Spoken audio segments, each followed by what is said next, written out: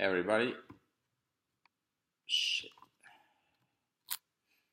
Everybody, this is Good Trip, Bad Trip, I guess. Long overdue. So here's the deal. I decided to try and cut on social media drastically because what I realized, you know, 10 years, 10 years past, is that it's really taking too much of my time, and it's not giving back as much as it's taking from me. And I mean, I'm not gonna become an advocate of quitting social media. I'm not even saying that I'm quitting entirely. It's just about cutting down. It was I never had one of those apps, that tells you how much time you spent on Facebook or Instagram. Those are the two main ones that I spend my time on. I never had this app which calculated the time that you spent on those networks. Primarily because I was too scared to install it really and see that it's like I don't know. Realistically, I'd say it was close to several hours a day. I don't know exactly how many, whether it be 2 or 4, probably different on different days, but if you combine all the time that you spent doing things that are not developing you in any way and are not helping you relax either, it's just pure time waste. I mean, like maybe 10% of the time that I spent on social networks, maybe 10% at most, was useful. Like, I don't know, you come across some interesting piece of news information, whatever, you click through, you go to an interesting article, or I don't know, read a study, whatnot, and it leads to actually giving you some, let's say, information, or you learning a skill, or you just learning something that you didn't know about something in the world, or about someone, I don't know. But so yeah, 10% at most was that, and the rest of it is just pure time waste. And as time goes on, as life goes on, so to speak, you realize that, well, you'd probably, I mean, best case scenario, you know it from the start that you're not really immortal, but as time goes on, you realize that it's not unlimited. You like, at some point, that's just it. That's how much you got. And while I'm not I don't necessarily feel like I should be the one to change the world. I feel like I have some sort of, moral obligation, so to speak, to my close ones and to myself, to make at least the world around me a better place. And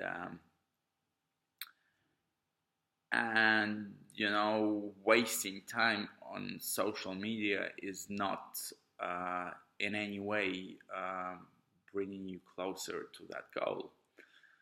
So that was a really long introduction to why the hell I'm saying all this now. So basically, what I'm saying is that I made a promise to myself that every time I open a social network app, I've deleted Facebook off of my phone. I did it a long time ago, and I don't log on that often on the laptop, although I do sometimes, maybe I'd say a couple times a week now. But I still have Instagram on my phone, and that, like when I deleted Facebook, that became like the main time waster for me. Instagram. I could, scroll through. Sometimes I caught myself thinking that I've seen those pics before. Why am I looking at them again? So it's like not just a time waste, kind of double time waste. So you've wasted time once and then you're wasting it again. It's just unbelievable. And so basically I made a promise to myself that every time I open, because I still have this as a force of habit, you tap on the app icon and you start scrolling. Sometimes you, without even realizing that you're doing it, it's like you're like a junkie. Yeah, it's a kind of drug. And I made a promise to myself that every time I do that, I'm gonna go ahead and record a short video. This is again turning out to be not so short already, but we'll see as time goes on how long or short the next ones are going to be. And doing this is actually not so easy for me. I'm an introverted person, and speaking even to the camera and recording and posting this online, even though I know that there aren't that many people watching this at all. If anyone, I get a few views every time, but if it's out there, then it's out there, and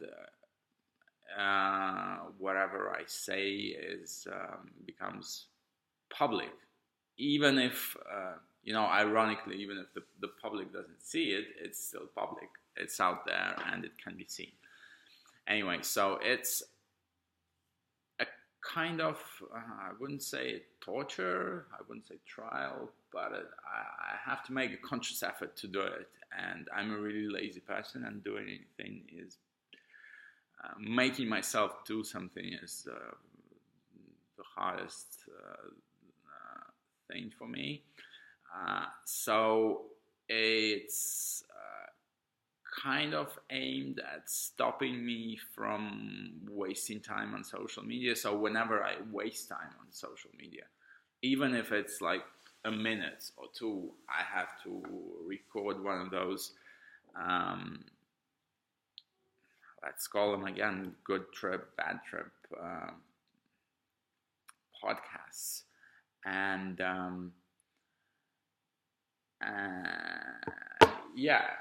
basically this first one, all of those 8 minutes and 30 seconds is just like a long introduction to what the hell this is about.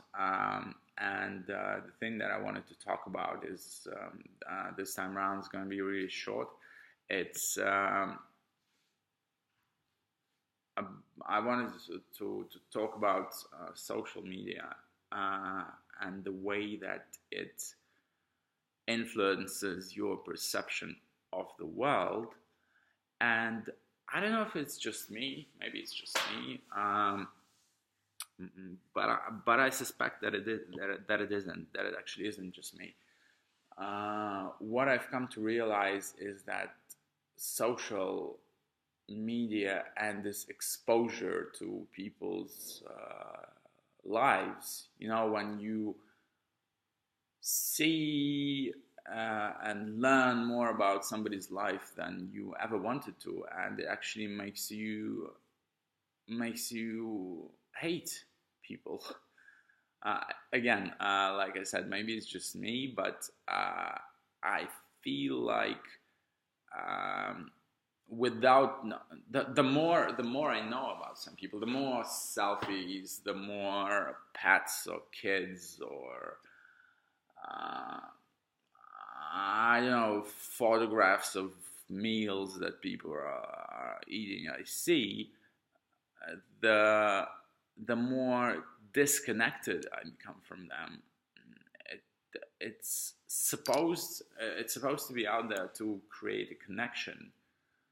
Like, it's advertised as bringing the world closer together and creating a connection, but what it does in reality is completely the opposite. It destroys these connections between people, because too much information is too much, and there is only so much that you need to know about somebody else. Like this so much is probably different depending on how interested you are in a person. If you're really interested in a person, you wanna know more about this person. But even so, there is still a line where it's too much. Yeah, and in social, there this line just doesn't exist. Like, you could, like on Facebook, there is a setting when there is a setting where you can choose, like, you want to see fewer posts like this, or you want to see like fewer updates from a specific person. On Instagram, I don't think it's possible at all. And even on Facebook with this setting, it's still not. It's still, you know, a proprietary algorithm, and you're never sure, and you can never know how exactly it works. So it works in a way where it presents you some information while it hides other information from you. And so, I mean, it's again, it might be just me, and I am a hater. Yeah, I hate a lot of things. I hate even the things and sometimes I hate my close friends. Like, I can just say that openly. I see something that somebody liked, for instance, be a movie or whatnot, and I don't when I don't share the person's opinion, my initial reaction is I start disliking this person, and then I start thinking to myself, Andre, what the fuck are you doing? Like, why the fuck are you hating on somebody for no, like, you're not hating on a person because necessarily, for me, because he or she has done something deplorable, you know, something bad, but just because just because your tastes differ, just because this person likes, I don't know, a band that you strongly dislike, or a movie that you strongly dislike. This is turning out to be a really sad update. Sorry, guys. I'm hoping the next ones will be a little more lighthearted, and I'm hoping to also bring you a few jokes along the way. So this is close on 15 minutes now, and just maybe a look ahead what I'll be talking about in the next installments of this is I'm gonna speak about updates, iPhone updates, iOS updates, for Mac OS updates. I'm gonna speak about a very important life hack about the currency that when you pay overseas with your credit card, that the currency that the card is charged in. Sometimes you're asked a question: do you want it to be charged in euros and or dollars? I'm gonna go into that, and I'm gonna speak about a very, I think, useful feature that social media is lacking, that I think they should introduce. And and then I'm gonna speak about diversity, sexism, feminism, ageism, all those things. So if that's at all, any of those issues or all of those issues or just the sound of my voice is interesting to you, then I'd you're welcome to watch those updates. Primarily at this point, I know that it might not be the most interesting thing to watch, and I'm doing it as a kind of training for myself, and also, as I said, as a kind of punishment for going on social media. So thanks for watching. This was a really sad and boring installment of Good Trip, Bad Trip podcast. The date today is November 4, 2017. And this is Andre K signing out.